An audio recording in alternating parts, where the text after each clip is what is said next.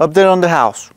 So here we have the blueprint that I've made on my house. As you can see, well, this is the road over here. On this side is where I did the intro on that video, and this is where I entered on the door. So my gaming room, like I said, is gonna be on that area, and then we're gonna have our TV room, the kitchen, laundry room, and all that, you know. But this is the cool thing. Ready? Bam!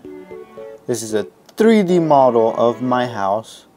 You can see it from on top. So as soon as you walk into the door, you're gonna see the 90-inch small short projector that I'm gonna have there for sure. Kitchen and my table, fridge, my laundry. Oh shoot, that's me right there. And all this is accurate. This is how it's gonna look. This is a 6 feet tall man. On the other side of the TV room, we're gonna be having our gaming room. Right now I just have my chair there. I don't know where I'm gonna put my computer, but I have my window there. So this is where I did the intro, as you can see.